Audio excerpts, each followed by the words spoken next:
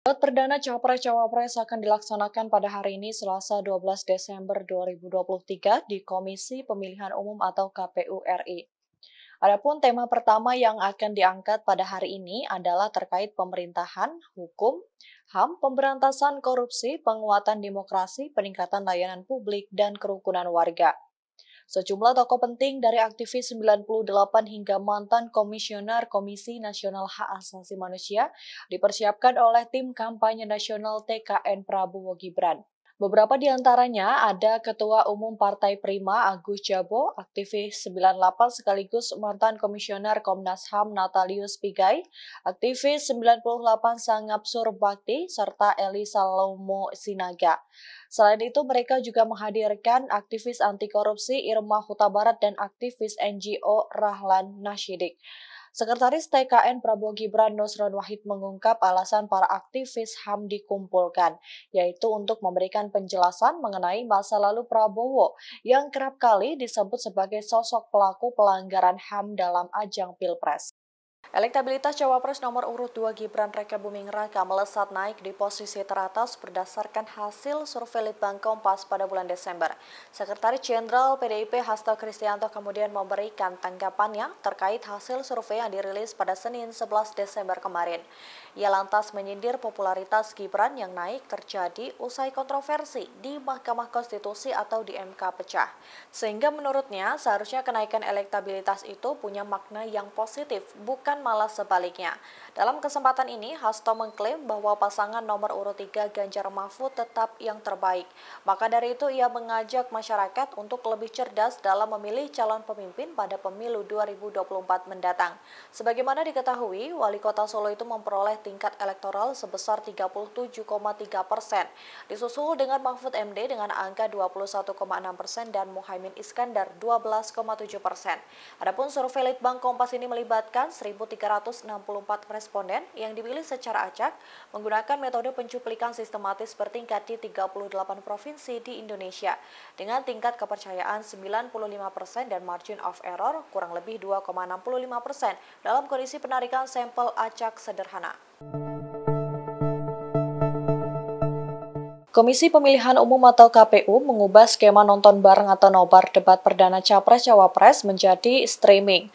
Hal itu diungkap oleh Ketua KPU Hasyim Asyari pada Senin 11 Desember 2023. Hasyim mengatakan bahwa semua televisi akan menyiarkan debat perdana ini secara langsung, sehingga masyarakat akan mendapat tontonan yang sama di semua platform baik di televisi maupun streaming radio. Lebih lanjut, Hasyim menjelaskan mekanisme debat yang akan digelar pada hari Selasa 12 Desember yakni pukul 19 waktu Indonesia Barat, di mana total durasi debat 150 menit yang akan dibagi menjadi 120 menit pelaksanaan debat dan untuk iklan sebanyak 30 menit.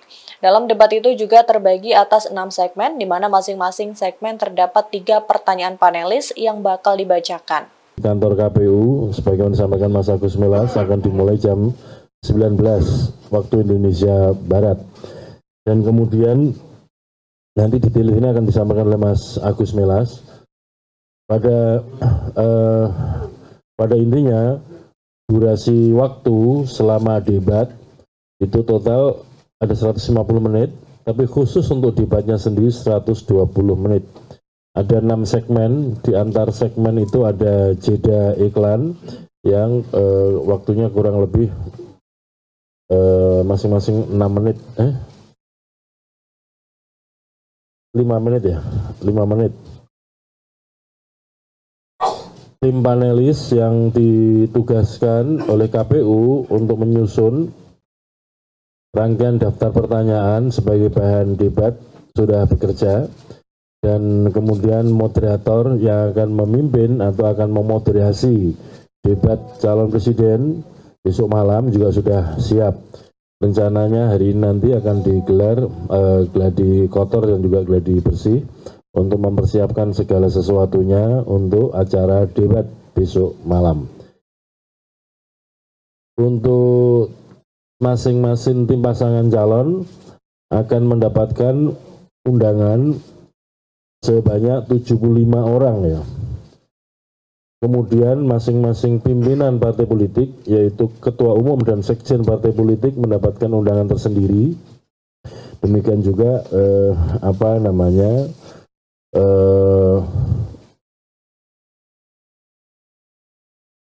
istilahnya, presiden dan calon presiden, wakil presiden juga mendapatkan undangan tersendiri. Jadi yang dimaksud 75 itu di luar pasangan calon dan di luar ketua umum dan sekjen partai politik peserta pemilu 2024.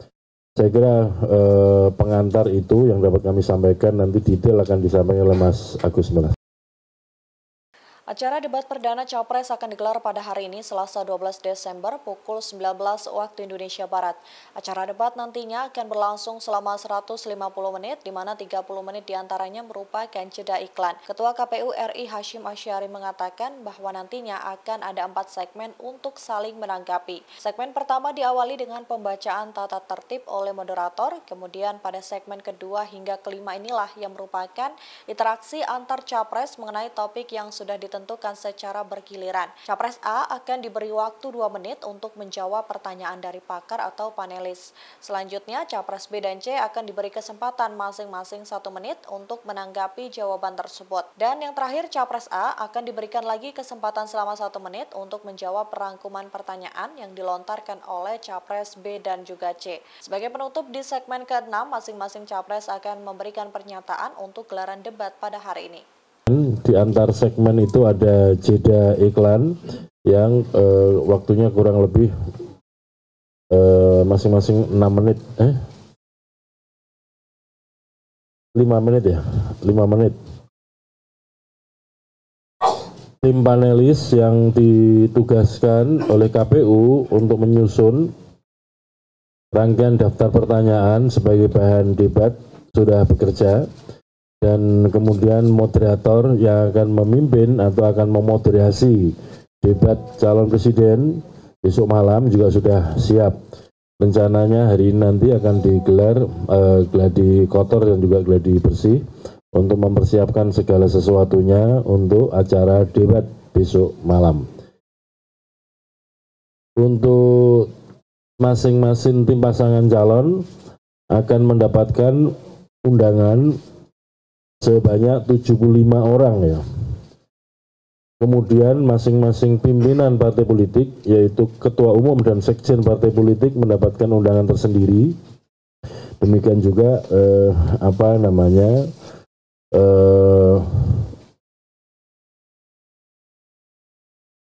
istilahnya, presiden dan calon presiden, wakil presiden juga mendapatkan undangan tersendiri. Jadi yang dimaksud 75 itu di luar pasangan calon dan di luar ketua umum dan sekjen partai politik peserta pemilu 2024.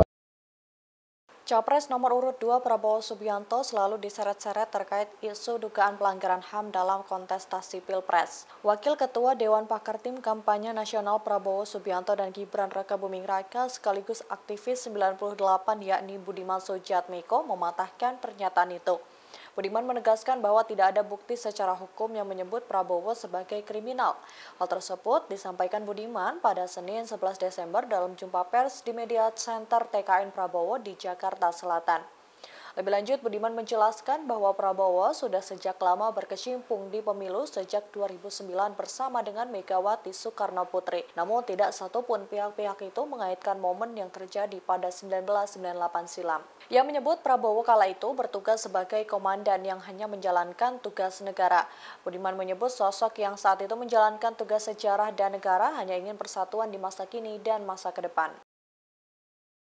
Elektabilitas Partai Politik Gerindra melesat naik di posisi teratas mengalahkan Partai Politik PDI Perjuangan. Berdasarkan hasil survei Litbang Kompas yang dirilis pada Selasa 12 Desember, Partai Gerindra memiliki elektabilitas 21,9%, sedangkan PDIP di angka 18,3%. Survei menunjukkan elektabilitas Gerindra meningkat 3% dibandingkan survei bulan Agustus 2023. Sementara PDIP malah turun 3,1% dari angka 24,4%. Setelah itu di posisi ketiga ada Parpol Golkar dengan angka 8%. Adapun survei ini dilakukan pada 29 November hingga 4 Desember 2023. Survei ini diikuti oleh 1.364 responden yang dipilih secara acak menggunakan metode pencuplikan sistematis bertingkat di 38 provinsi di Indonesia. Namun survei elektabilitas partai politik ini masih bisa berubah sewaktu-waktu, karena 43,9% responden dalam survei ini menyatakan pilihannya masih dapat berubah. Selain itu masih ada pemilih yang bimbang atau undecided voters sebanyak 17,3% yang meningkat dari 11,4% pada survei bulan Agustus lalu. Metode tersebut memiliki tingkat kepercayaan 95% dan margin of error lebih kurang 2,65%. Hasil survei terbaru pasangan Capres-Cawapres Prabowo Gibran sangat unggul jauh dibanding dengan paslon lainnya. Ketua Gerindra Solo Ardianto Kuswinarno menilai suara Prabowo Gibran bisa mengalahkan lawannya lantaran akhir-akhir ini Presiden Jokowi kerap kali mendapat serangan dari PDIP. Cara inilah yang kemudian justru menguntungkan pihak Prabowo Gibran, lantaran mereka semakin menunjukkan kualitas yang baik sebagai pemimpin yang tidak mudah tersulut api. Sehingga suara yang ada pada Jokowi pun mewakili Prabowo Gibran. Pernyataan ini disampaikan Ardianto pada Senin 11 Desember 2023. Sebagaimana diketahui, survei Litbang Kompas Desember merilis hasil elektabilitas Prabowo Gibran yang mendapat perolehan suara 39,3%. Sementara itu, pasangan Anies dan Caimin unggul dari Ganjar Mahfud. Mereka meraih 16,7% suara dan unggul tipis dari Ganjar dengan angka 15,3%. Adapun survei tersebut digelar pada 29 November hingga 4 Desember 2023 terhadap 1.364 responden dengan tingkat kepercayaan 95% dan margin of error kurang lebih 2,65%. Debat perdana Capres akan dilakukan pada hari ini Selasa 12 Desember di Komisi Pemilihan Umum atau KPU RI. Adapun tema yang diangkat pada debat hari ini adalah soal pemerintahan, hukum, hak asasi manusia, pemberantasan korupsi, penguatan demokrasi, peningkatan layanan publik, dan kerukunan warga. Pakar Komunikasi Politik Universitas Airlangga Surabaya Suko Widodo menilai debat perdana ini akan menjadi panggung untuk pasangan Ganjar Mahfud. Pasalnya, mereka dinilai memiliki pengalaman yang lebih unggul di bidang hukum. Sementara Capres nomor urut 2 Prabowo Subianto disebut memiliki keunggulan di bidang militer dan Anies Baswedan di bidang kewilayahan pembangunan. Hal tersebut disampaikan Suko saat dihubungi pada Senin 11 Desember kemarin. Dengan latar belakang yang beragam, Suko berharap debat perdana ini akan berlangsung menarik dan berbobot. Suko melanjutkan, dalam debat kali ini dia menekankan bahwa paslon nomor urut 3 memiliki kapasitas yang lebih unggul. Pasalnya, Ganjar sudah 10 tahun berkomitmen dalam pemberdayaan hukum dan membuktikannya dalam bentuk program bantuan hukum untuk keluarga miskin. Sekretaris Tim Kampanye Nasional Prabowo Subianto dan Gibran Rakabuming Raka yakni Nusron Wahid menanggapi soal istilah belusukan yang hanya boleh dipakai oleh PDIP. Ia lantas berkelakar jika istilah tersebut hanya dipakai oleh PDIP, lantas istilah Kamus Besar Bahasa Indonesia diubah menjadi Kamus Besar Banteng Indonesia. Hal itu disampaikan Nusron saat ditemui di Media Center TKN Prabowo Gibran di Jakarta pada Senin 11 Desember kemarin. Menurutnya, istilah belusukan bisa dipakai oleh siapa saja, bukan hanya PDIP. Ia juga mengklaim bahwa Prabowo Gibran lebih jago dalam belusukan. Mereka kerap kali datang ke pasar dan juga terjun langsung ke lapangan. Sebelumnya, Sekretaris Jenderal PDIP Hasto Kristianto menyinggung soal calon presiden nomor urut 2 Prabowo yang dinilai tidak bisa belusukan. Menurutnya, belusukan sudah dilakukan sejak Presiden pertama RI sekaligus proklamator kemerdekaan Soekarno atau Bung Karno. Kemudian, belusukan dilanjutkan pada saat Ketum PDIP Megawati Soekarno Putri melawan pemerintahan Orde Baru. Dan kini dilanjutkan oleh Ganjar yang disebut melakukan belusukan plus lantaran tinggal di rumah rakyat. Calon Wakil Presiden nomor urut 2 Gibran Rakabuming Raka merespons soal banyaknya pengungsi Rohingya yang datang ke Indonesia. Gibran menegaskan bahwa mereka datang secara ilegal. Hal itu dia sampaikan saat menghadiri acara Gibran menyapa umat Kristiani di NDC Central Park, Jakarta Barat pada Senin 11 Desember 2023 malam. Gibran menjelaskan bahwa pemerintah sudah memberikan penanganan terhadap masalah ini, namun ia enggan menjelaskan lebih jauh lagi. Putra sulung Presiden Jokowi itu mengatakan bahwa yang harus lebih disejahterakan adalah rakyat Indonesia, sehingga menurutnya sangat penting untuk fokus ke kesejahteraan warga sendiri. Sebagaimana diketahui, sejauh ini sudah ada ratusan pengungsi Rohingya yang datang ke Aceh. Dari data terakhir, Kapolsek Ruweng Raya Ibda Roli Juwiza Awei mengatakan di Gampong Blang Ulam, Kecamatan Masjid Raya, jumlah etnis Rohingya yang baru mendarat ada sebanyak sekitar 135 orang. Survei Litbang Kompas merilis hasil elektabilitas partai politik pada Senin 11 Desember 2023. Berdasarkan hasil survei tersebut menunjukkan bahwa PSI memperoleh elektabilitas sebesar 2,6%, naik drastis dari 0,8% pada survei Agustus 2023 lalu. Elektabilitas PSI bahkan sampai mengungguli Partai Persatuan Pembangunan atau PPP yang memiliki kursi di Senayan. Peneliti Litbang Kompas Yohan Wahyu mengatakan bahwa elektabilitas PSI naik beriringan dengan naiknya suara Prabowo Gibran. Selain itu juga elektabilitas PSI naik setelah Kaisang Pangarep bergabung dan menjabat sebagai Ketua Umum Partai. Sementara itu elektabilitas partai politik lainnya tercatat berada di bawah 2%. Beberapa di antaranya ada Partai Buruh, Partai Bulan Bintang, Partai Umat, Partai Garda Perubahan Indonesia, dan Partai Gelombang Rakyat yang elektabilitasnya tidak mencapai 1%. Adapun survei ini diikuti oleh 1.364 responden yang dipilih secara acak menggunakan metode pencuplikan sistematis bertingkat di 38 provinsi di Indonesia. Metode tersebut memiliki tingkat kepercayaan 95% dan margin of error lebih kurang 2,65% dalam kondisi penarikan sampel acak sederhana. Download Tribun X sekarang, menghadirkan lokal menjadi Indonesia.